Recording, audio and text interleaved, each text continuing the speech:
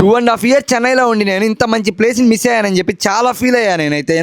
అసలు మ్యాటర్ ఏంటంటే నేను ఈ రోజు పోయే టెంపుల్ గురించి అయితే నేనైతే ఇన్స్టాగ్రామ్ లో అయితే రీల్ చూసాను. అప్పటి నుంచి ఆ టెంపుల్ కి వెళ్దాం అని చెప్పి ఫిక్స్ అయిపోయా. ఇప్పుడు దాకా నేను పోయిన టెంపుల్స్ ఒక లెవెల్ అయితే ఇది ఇంకో లెవెల్ అనమాట. నెక్స్ట్ లెవెల్ టెంపుల్ ఇది అయితే ఎవ్వరు మిస్ అవ్వద్దు. చెన్నైలో ఉన్న వాళ్ళు అయితే అసలు మిస్ అవ్వద్దు. వీడియో ఎండ్ వరకు అయితే చూడండి. ఇంకా టెంపుల్ కి వెళ్దాం అని చెప్పి నేను మా ఫ్రెండ్స్ 2 బైకులు తీసుకొని అయితే స్టార్ట్ అయిపోయాము. ఆ టెంపుల్ మా కాడి నుంచి అరౌండ్ 60 kilometers అయితే ట్రావెల్ చేయాలి. ఇంకా ఫైనల్ గా 60 kilometers ట్రావెల్ చేసి అయితే మేమైతే ఆ టెంపుల్ కి అయితే వచ్చేసాము. ఈ వీడియోలో అయితే క్లిప్స్ అయితే సరిగ్గా ఉండకపోవచ్చు, ఎందుకంటే ఆడ వీడియో అయితే అలో లేదనమాట. నేను మీకు చూపిద్దాం అని చెప్పి వీడియో అయితే తీసాను సీక్రెట్ గా. అసలు ఈ టెంపుల్ లోకి ఎంటర్ అవ్వగానే ఎంత పీస్ గా ఉందంటే అంత పీస్ గా ఉంది. చాలా బాగుంది టెంపుల్ లోపల అయితే. నేను చెన్నైలో ఇప్పుడు దాకా పోయిన వాటిలో ఇదైతే ది బెస్ట్ ప్లేస్. ఈ టెంపుల్ కోసం 60 kilometers కదా, 100 kilometers అయినా ట్రావెల్ చేసి రావచ్చు. ఈ టెంపుల్ బీచ్ అయితే చాలా బాగుంటది. బీచ్ పక్కనే ఈ టెంపుల్ ఉంటది. ఈ టెంపుల్ నేమ్ వచ్చేసి మత్స్యనారాయణ టెంపుల్. ఈ టెంపుల్ వచ్చేసి చెన్నై ఈసీఆర్ బీచ్ దగ్గర అయితే ఉంటది. చెన్నైలో ఉన్న వాళ్ళు ఈ టెంపుల్ కి ఎవరైనా వెళ్ళుంటే కింద కామెంట్ సెక్షన్ లో అయితే కామెంట్ చేయండి. అలాగే ఇంకా ఏమైనా మంచి ప్లేసెస్ ఉన్నా కానీ కింద కామెంట్ సెక్షన్ లో కామెంట్ చేస్తే నెక్స్ట్ ఆ ప్లేసెస్ కి అయితే వెళ్దాము. టెంపుల్ నుంచి రూమ్ కి వెళ్ళేసరికి నైట్ అయితే అయిపోయింది. ఇక్కడ ట్రాఫిక్ మాత్రం మామూలుగా లేదు, అదరగొట్టేస్తుంది. సరే మరి అలా మీ లక్కీ హ్యాండ్స్ తో యూట్యూబ్ లో సబ్స్క్రైబ్ చేసుకోండి, ఇన్స్టాలో ఫాలో చేసుకోండి. Bye bye, Tata.